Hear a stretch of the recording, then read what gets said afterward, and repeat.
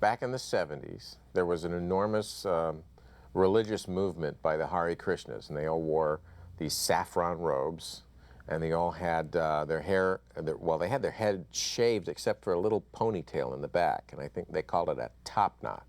And they were always like at the grocery stores or in the corner of Westwood Boulevard, or a lot at the airport.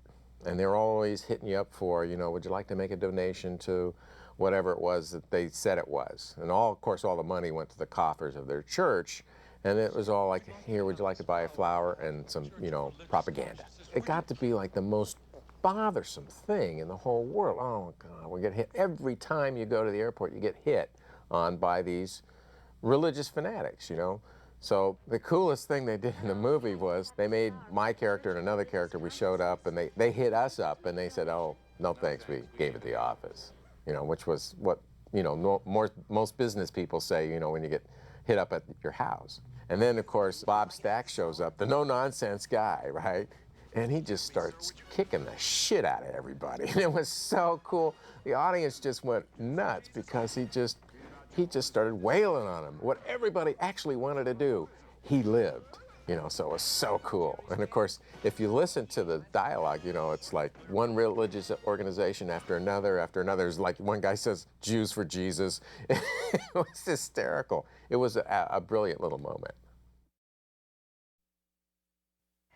Well, we knew each other already, Yes. because we just had been in the business together, and I think worked together some things. Oh, yeah. And known each other for years. So it was great fun to be able to work together on this.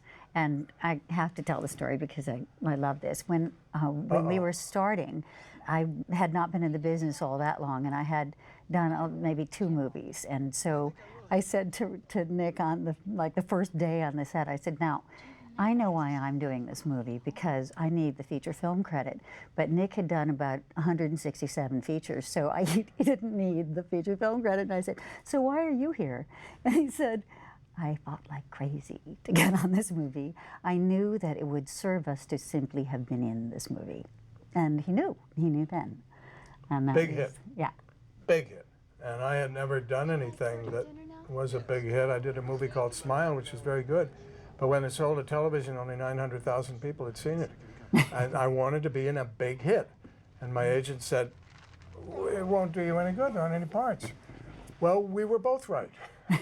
It was a big hit, and it didn't do me any good at all. You were in Airplane? Well, oh, the guy who threw up, right.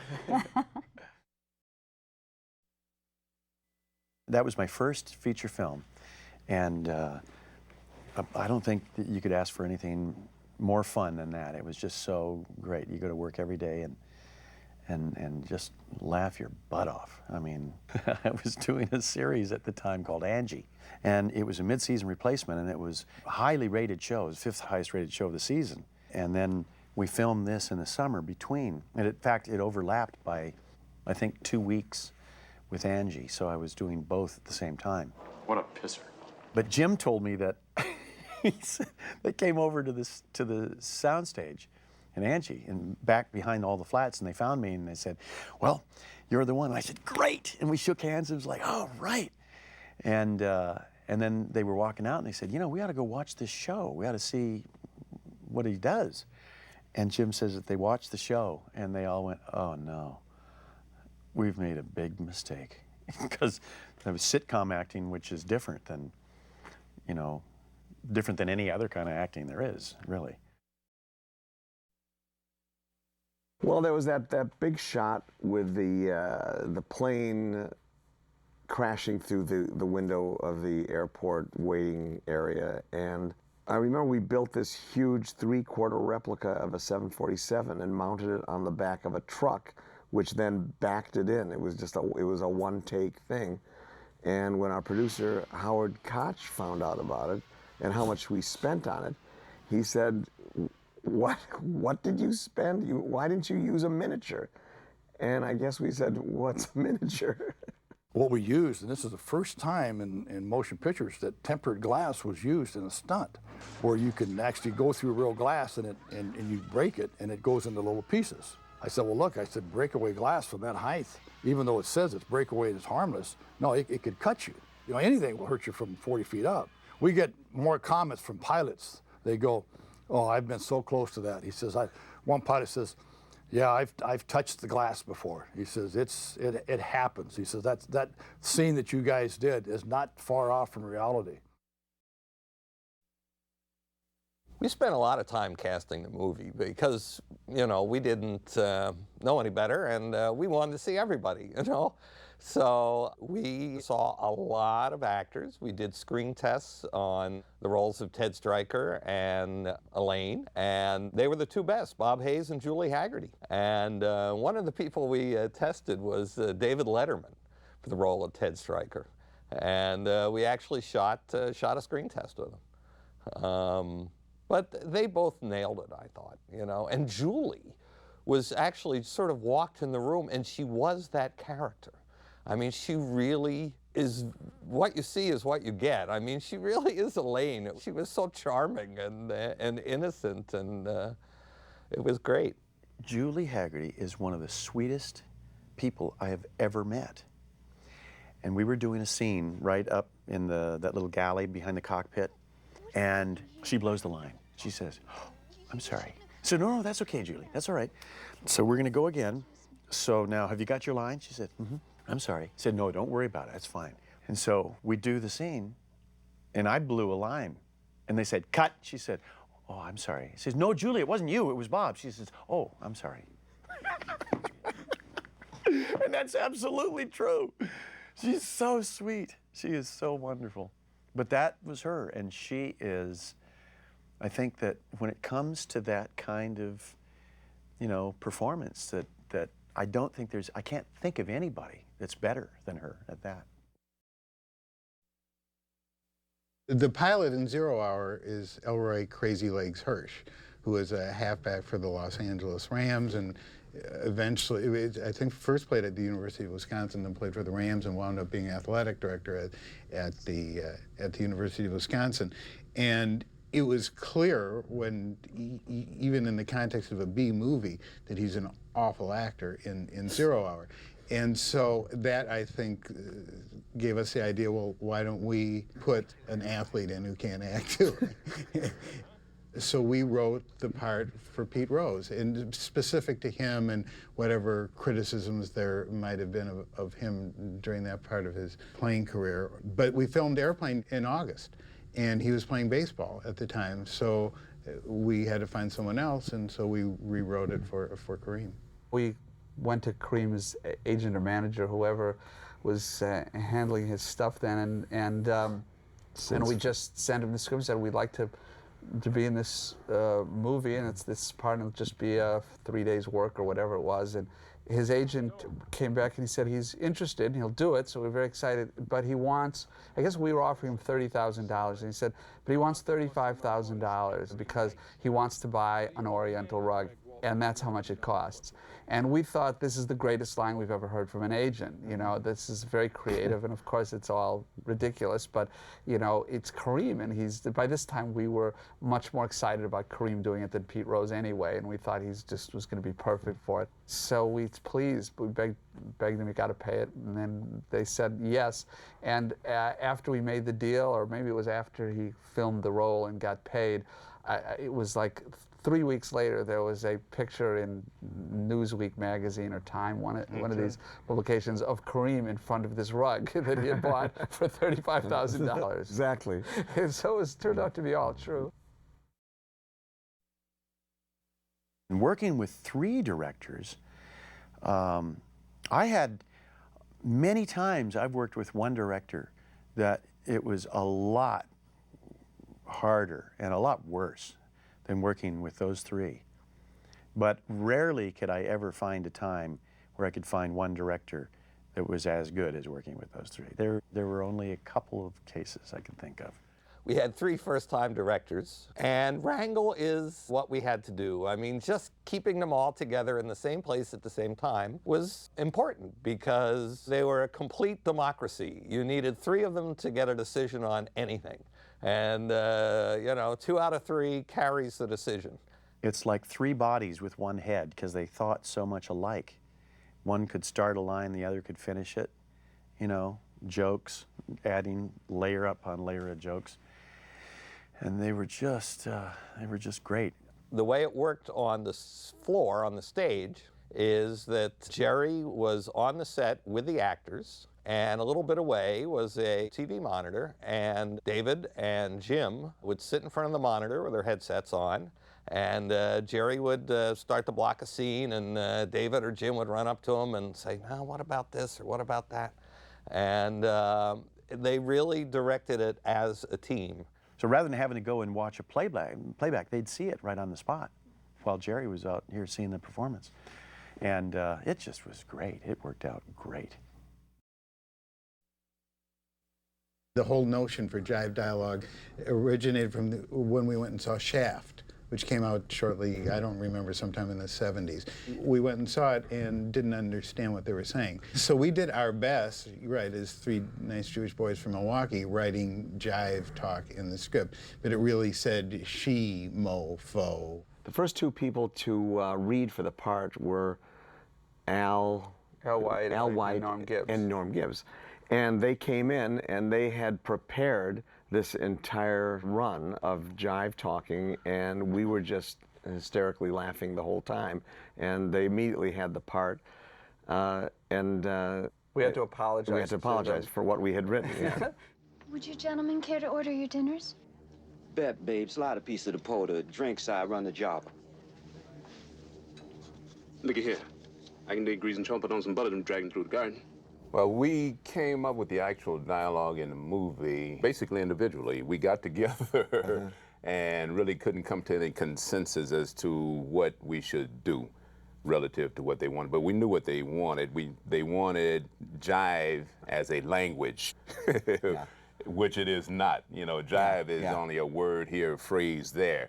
But then when you put it all together in a supposed language, it comes out very humorous and funny, as it did. We actually created a language. We'd gotten to the point where, in order for it to be consistent, we needed to find a key or a code so that we could actually be able to have a sense of rhythm. The first time that we did it, it was good, but it came across as a language. They had this kind of stuff going since the time they were in high school. They were old friends. So. It worked. They're also African American, so that helped. I hadn't been known as a comedic actor, so how the heck did I get in Airplane? Yeah, that's an interesting question, and I'm not sure of the answer myself. I had had a chance to play a couple of comedies, short things for television, you know, television shows, individual things, and felt that I had a flair for it, but by the time I had done a show called Fury with a boy and a horse for 5 years, and then, you know, went on to Mission Impossible, pretty straight guy there, after I had played the rotten spy in Stalag 17, nobody would hire me for a comedy. Captain over, white courtesy phone. Captain Clarence over. I've got it. Thank you. I got a call from my agent one day who said, they're sending you a script for a new thing called Airplane, and they want you to play the part of the pilot. So I said, wonderful, let me have it. And it came, and I read it, and it trembled in my hand because I didn't think a great deal of it then. It was, boy, it was crazy. I mean, it was insane, as you well know from having seen the picture. I didn't want to do it, and I thought it was some of the most tasteless comedy I'd ever read. And so it was, but God, it was good. Well, Lorna, fortunately, I don't know if we knew when we cast her. No, she we had a didn't. great voice. Well, I had already gotten the job as the stewardess, but it wasn't a singing part. And my understanding is that because they were lampooning airport movies, and they were Universal movies, and this was a Paramount movie, that there was a sort of a problem with having the nun sing the song like they did in the airport movie. So I drove over there as quickly as I could, and I walked in their office and they said, you know, can you sing? And, you know, my answer was, yes, I can sing. And I said, in fact, I have accompaniment on a tape here. Do you have a tape recorder? And I don't know if they told you, but their office was like a dorm room. I mean, it was frightening. We had to go into my Volvo because it was the only place we could find a cassette machine to play it. So the four of us all go tromping down the stairs, and we go out to the parking lot at the lot, and the three guys got in the front seat of the car, and the three of them put their faces, you know, over the seat and got on their knees, and I got in the back seat of the car, and they put the tape in, and I sang, and my joke is that I auditioned for Airplane in the back seat of Jerry Zucker's Volvo. It was a very hot car for a young, up-and-coming director.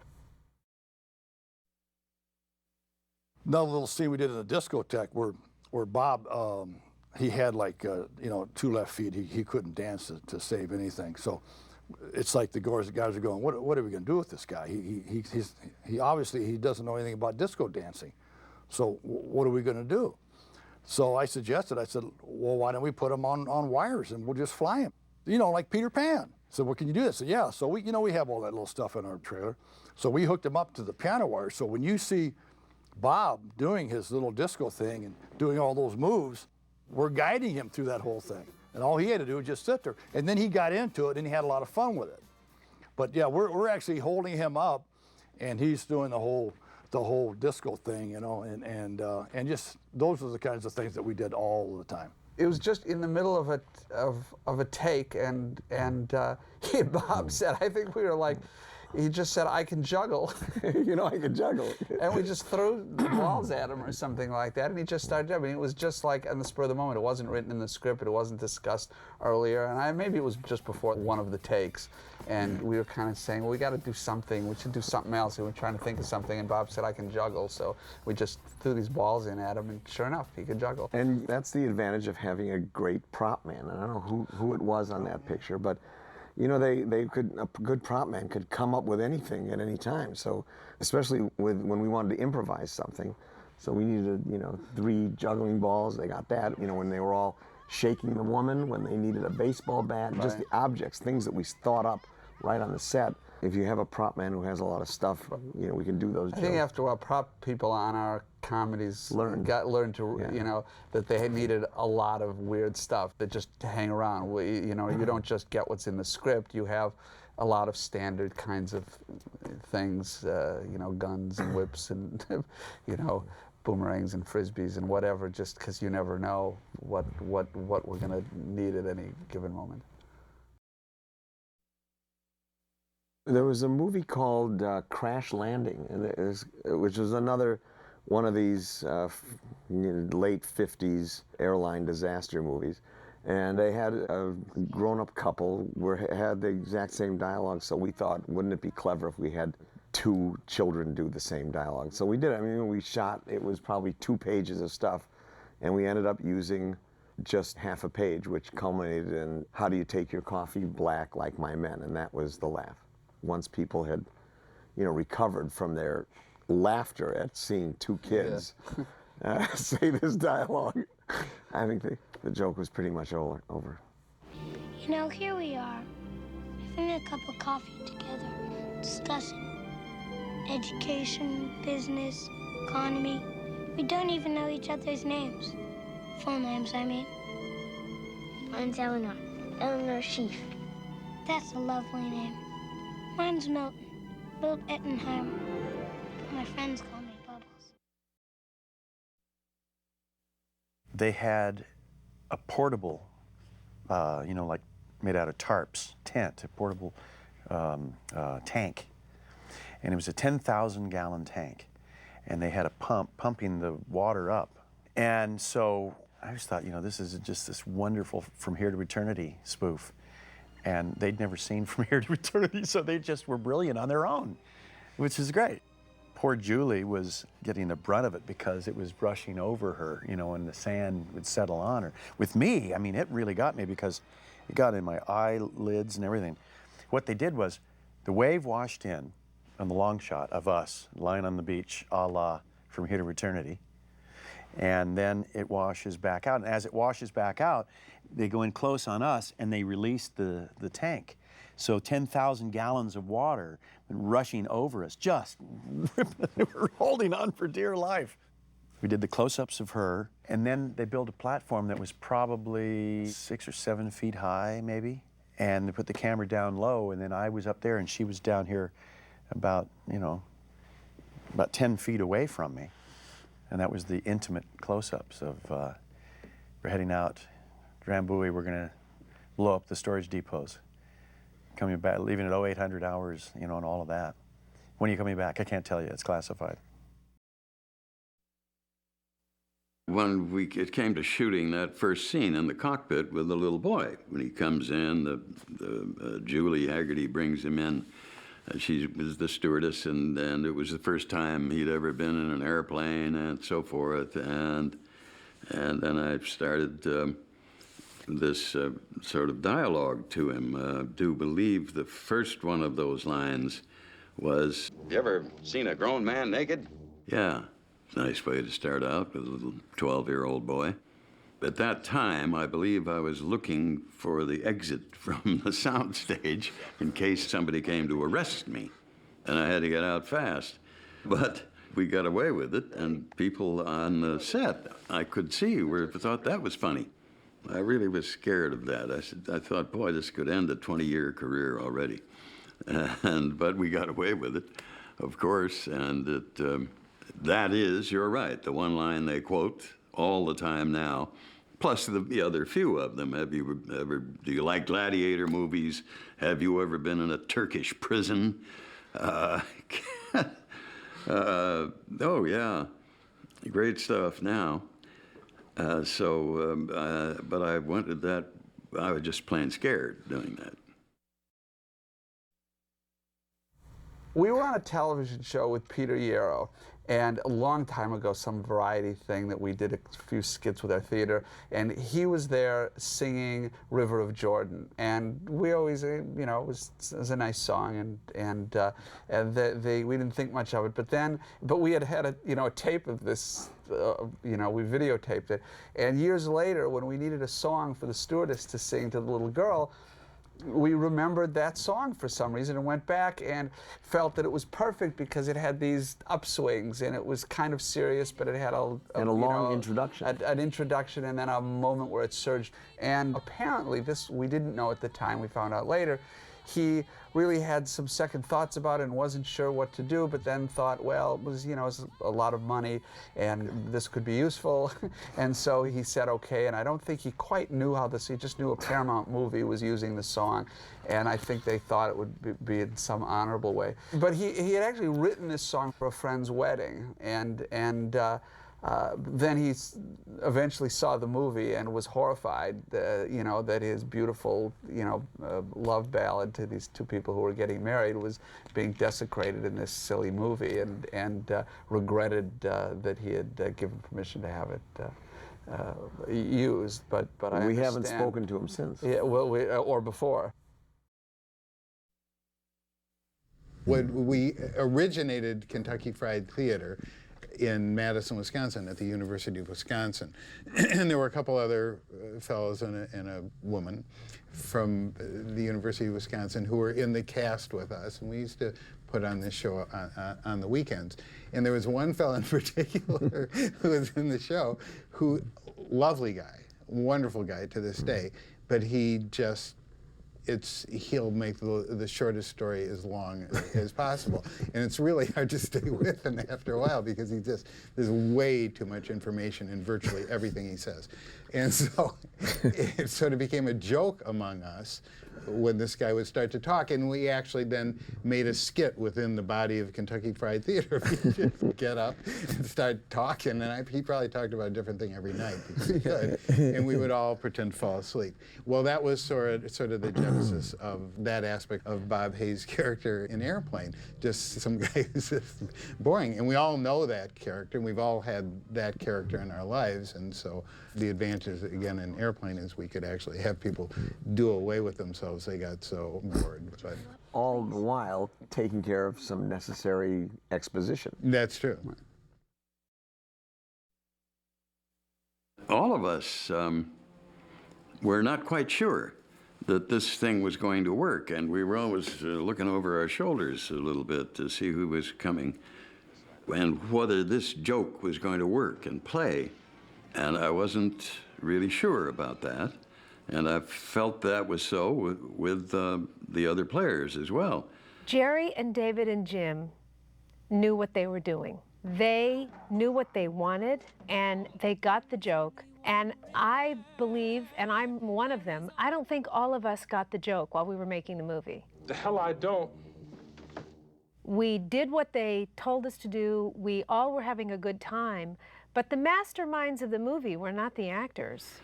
Kareem, you know, is not an actor, but he was a perfect choice for the co-pilot. Wonderful. And he played it absolutely straight, because that's what he knew to play. I was with great trepidation while we were shooting. Once it was over and they invited us to a first showing of it at the Directors Guild, I didn't want to go. And my wife said, "Don't be silly, you have to go."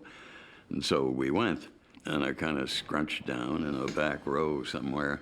And then the picture began, and of course at the Directors Guild is one of the most professional audiences you'll ever get. And first thing you know, they're laughing. And then they're really laughing, and they're laughing hard, and they're clutching their sides. And I said, "Geez, I can be funny." And, you know, but the Zukers and the Abrams knew that was going to happen. They were absolutely right in their casting and in their vision of the film. One of the most weirdest things that I had no idea that this had been going on for quite some time was the fact that Leslie Nielsen was a virtuoso fart machine man. And apparently he doesn't go anywhere without this little device.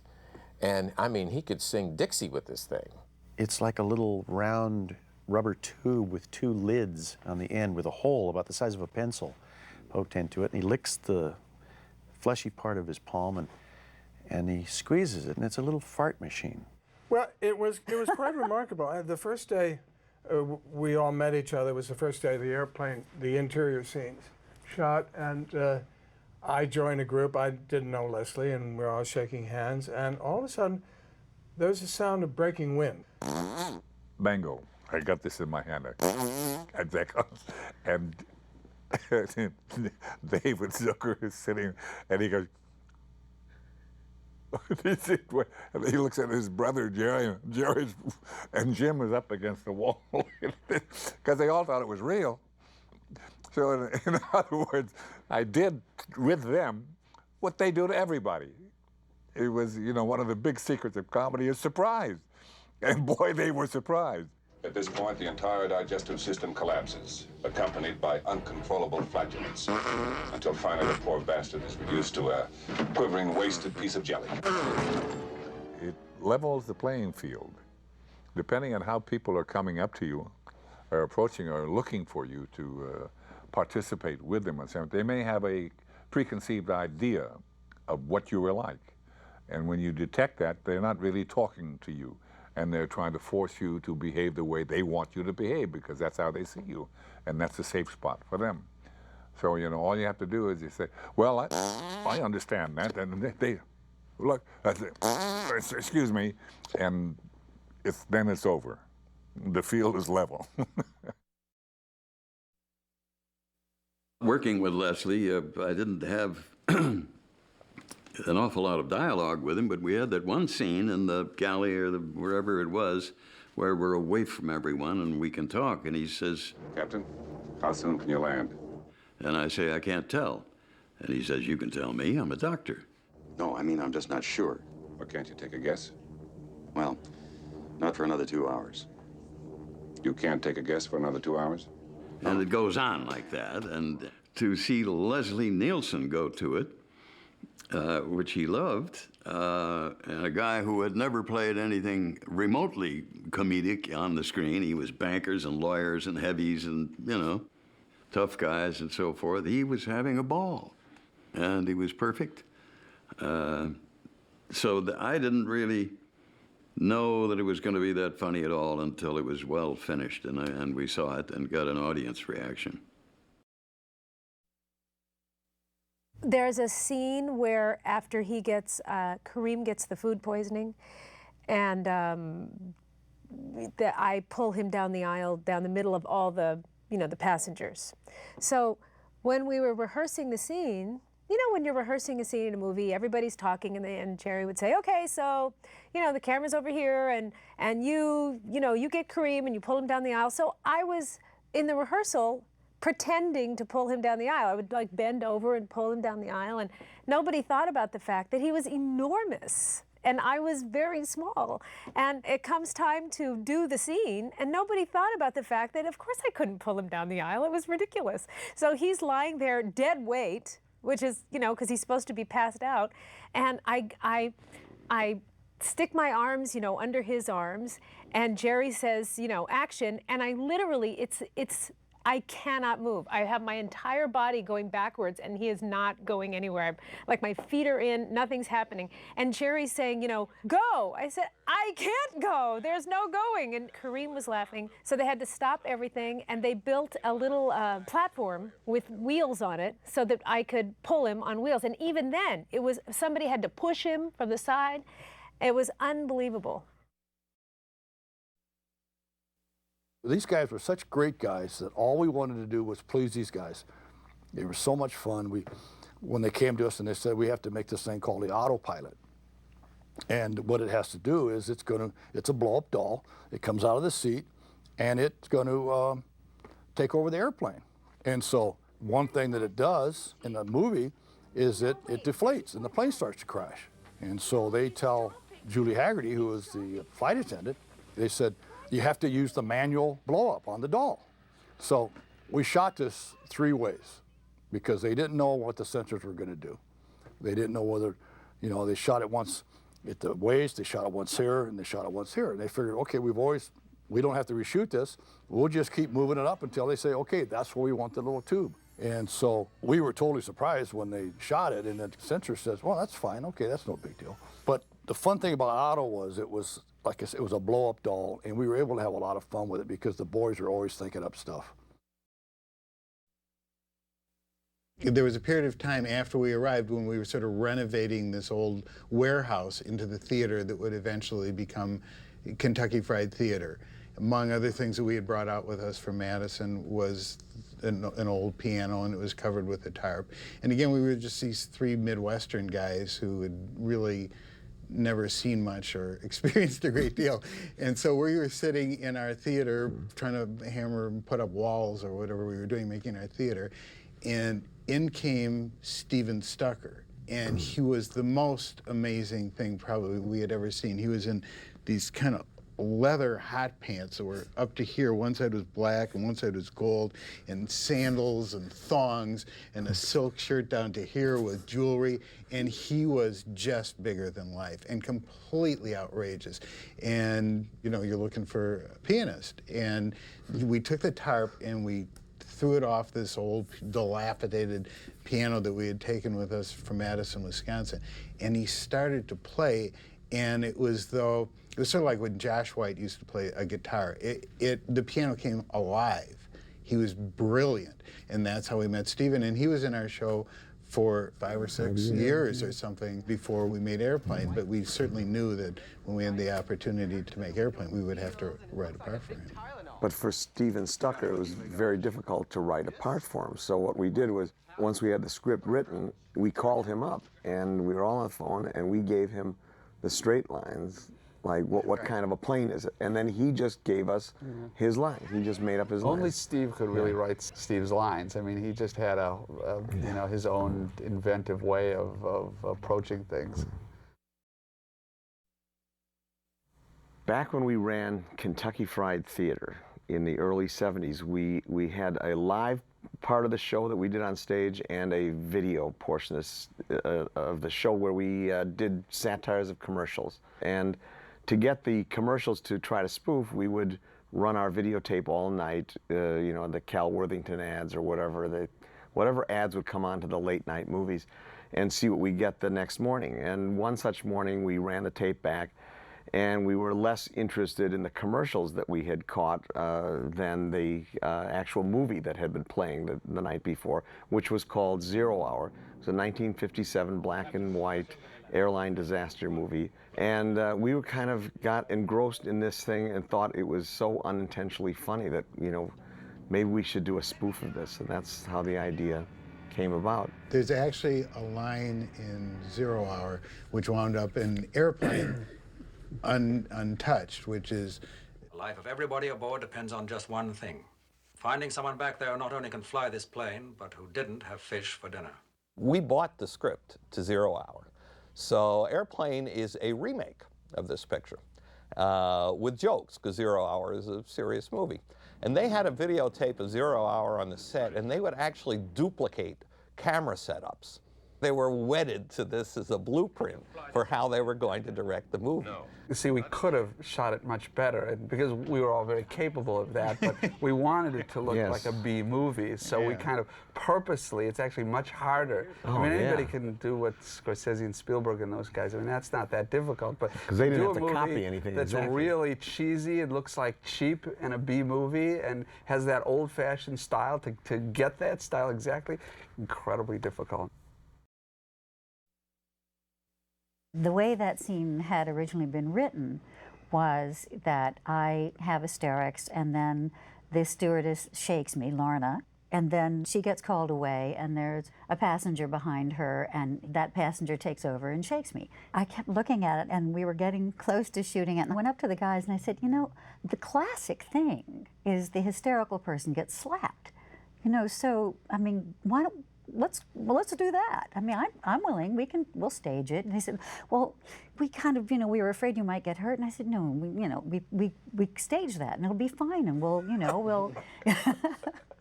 So they went, oh gosh, okay, and they went away. This was Jerry and David and Jim all went away and went to their little trailer that they had on the studio set. And they came back after about a half an hour and they said, oh, you have opened up such a can of worms. and Leslie never did get the right timing. He would do shake, slap, slap, slap, shake. Calm down. Get a hold of yourself. Doctor, you want another phone. That was improv. It happened just the second time. But I wasn't being mean. I mean, she had lost control and was becoming hysterical, and I was really trying to, bango, I've been bango again. And then they moved me on. And so when we shot it, they had, everybody with tire chains and brass knuckles and and the nun and the doctor and so it was great fun. So most of the stuff that we did on the show was really, they weren't necessarily complicated gags, but they just all made sense. I mean, when Leslie Nielsen's nose started to grow, we started it off with this little appliance. We were standing around and we're going, well, his nose is getting longer than the instruments we have. And I said, well, how about let's just use that broom handle right there. Leslie's nose growing was a marvel of high-tech. Exactly, of high-tech special effects. It was a broomstick, painted light, flesh color or whatever, that was just pushed through the screen, at least the last one. Well, I should say the first screen was a little thing with a wire, and I don't know how they did that, but that just made it grow a little bit. But then the big one going through the screen at the end was just a broomstick handle. So we literally took this broom handle and put it over his side of his face, and just kept, every time he told a lie, we just kept pushing the broom handle in a little farther until they got the nose as long as they wanted. I thought that would take at least 2 days to shoot. We shot it in a morning, and they had to change the makeup. So I think they were 3 times. One was out to here, and then the next one is off screen. And they knew that they could make it work. Okay, it was a cheap movie, we couldn't afford better. We met Barbara, and of course we knew her part in it, and she was portraying who she was, so jive to her was out there, So as a matter of fact, I wrote her jive dialogue and then taught her how to say it. And she picked it up within a couple of hours, you know, the inflections, the contraction of words, the feeling, rhythm that she would need to pull it off, and she was remarkable. She was fun. You know? She was so gamey. There was one little scene after she said, "Chump don't want no help, Chump don't get no help." Chump don't want to help, Chump don't get the help. And she had a little diddy bop walk. After she said it, you know, it was like kind of attitude, and walked down the aisle, you know, kind of like, screw you, you know, you don't want, you know. But what was so funny was that she's such an elegant lady that, you know, it wasn't when she did her little bop down the, you know, down the aisle of the plane, it's like, it just was elegant, you know what I mean? It didn't look like a bop or something. It was one of those things that I found really amusing. You know, a scene that was again taken from some movie, I don't remember which one, it could have been 0 Hour, where two people in front of a water cooler, and I think one of them did throw down a cup, and so we decided to, you know, why not do a scene where they just keep throwing down cups one after another, and they're barely drinking, or they're going so fast, and you know, it always amused us, but it just, I don't know, it didn't amuse the audience, so it was gone. Rex, I decided. The best thing to do is to foam the runway. Let him do a wheels-up landing. It'd be a lot simpler. No, the risk of fire is too great. If she starts burning right off all the people who can't get out of there in their own power. Well, that's better than writing them all off. You willing to play God with 138 lives? No, a belly landing isn't all that simple. It's a good pilot to keep from smearing himself all over the runway. If Stryker has the guts to try this, he deserves the best shot we can get. We gotta foam that runway. There's only shots with the wheels down. I've seen foam tear a man's guts out. And I've seen foam save an entire aeroplane. Only one man can save this airplane. If Stryker goes to pieces, the risk we'll just have to take.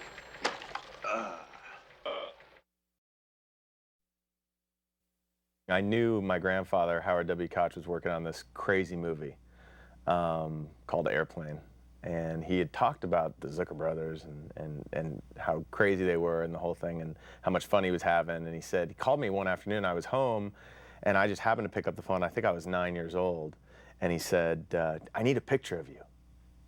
And, you know, when you're 9 and your grandfather says he needed a picture of you, you don't really ask what it's for. I figure he's going to give it away or something. So I'm looking through my drawers. Again, as a 9-year-old kid, you don't necessarily, you just look for a picture. So I found my 2nd grade school picture. I think we went to the premiere, and there was the spinning newspaper. And there's my picture. Boy trapped in refrigerator eats own foot. And I was like, that's what you use my picture for? And he said, what's wrong with it? I said, that was my 2nd grade picture. I cut my own hair in that picture. And I mean, I couldn't believe it. And if you look at the picture closely, I mean, you'll see it is the worst haircut of all time. Howard Koch was just like he came from the old school. He was just a no-nonsense producer. Everything you did would be on the screen. There wasn't going to be a lot of footage on the floor. And so when we had our first meetings, it was like, that's what he expressed to us. So one of the scenes that comes to mind is when Bob said, boy, the shit's really going to hit the fan. Well, they literally, that was a literal term to these guys. They wanted this to happen.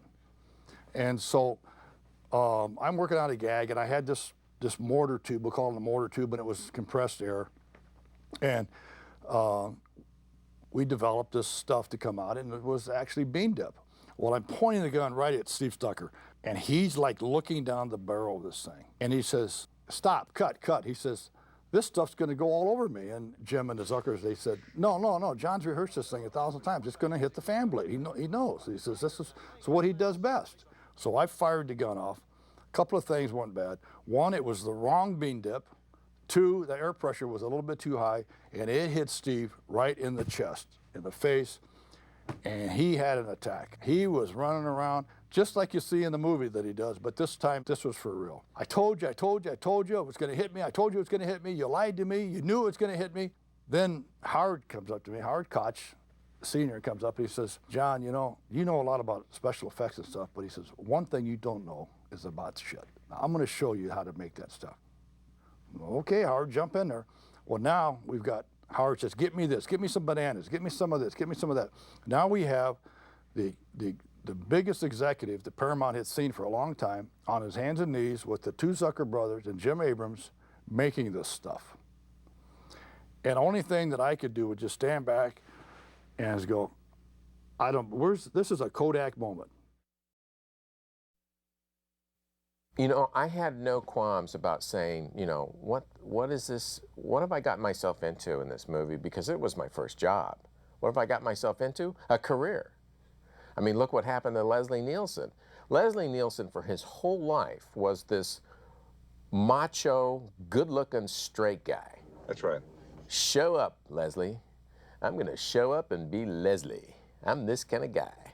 And now he's got a whole new career of being like this buffoon, you know? I mean, he's really worked this thing into a whole new career. Now I'm going to show up and be Leslie, but I'm also going to be a buffoon. How cool was that? How lucky can you get? And there I was. And what I had facing me were grandfather parts.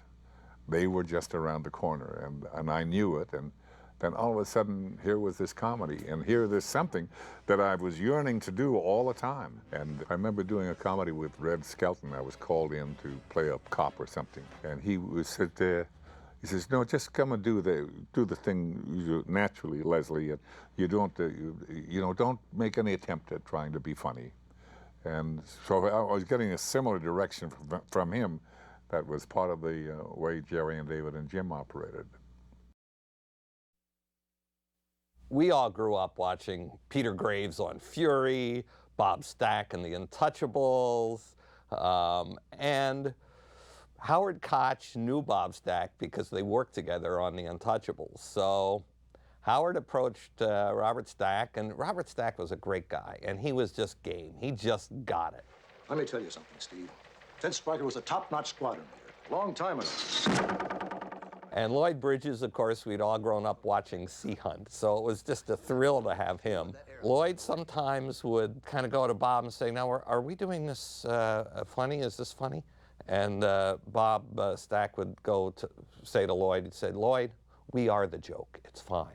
The beauty of it with Lloyd and with Bob and Peter Graves, and then with Leslie also, is that the four of those guys were so serious, and they played it exactly right. They played it seriously. And Leslie had done a lot of, lighthearted stuff, but he'd also done a lot of things where he was sort of the bad guy or sort of the other guy, but it was, serious things.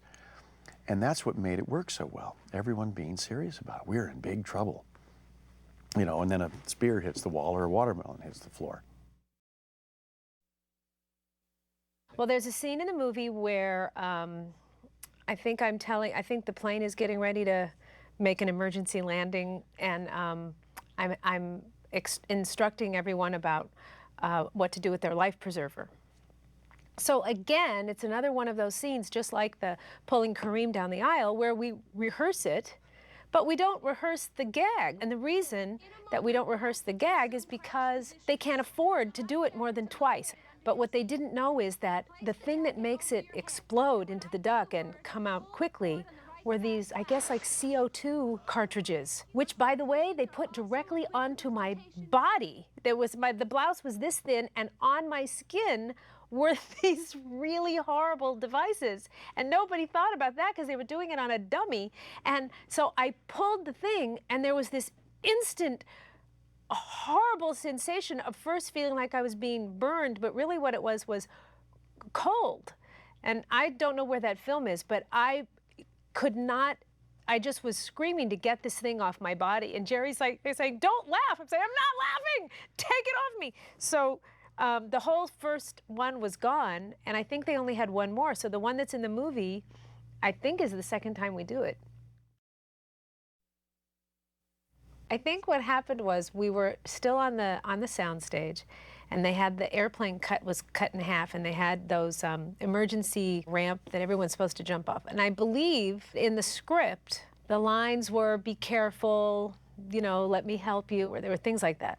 But when we originally shot it, the first big wide shot of it was from a distance, way down low, and it was shot without sound because it was just going to be the long shot, and then they were going to come in closer for the dialogue. So all the extras, all the people that were jumping down, apparently, when they were jumping down the thing, they were all laughing and smiling, and I'm standing up at the top, you know, ushering them down. And Jerry says to them, "What are you guys doing? This is an emergency landing, and you're all laughing." And by that time, they were all at the bottom of the ramp, and they all, like almost in a group, turned up and pointed up at me and said, "Well, she's making us laugh. She's being funny." And I remember Jerry saying, "Lorna, are you being funny again? You know, stop doing that. Stop being funny." So I said, "Well, you know, there's no sound, so I'm goofing around." So then when they asked me what I was saying, that's when I was saying, you know, "Thank you for flying Trans-American, you know, have a nice day," you know. So that got put into the movie.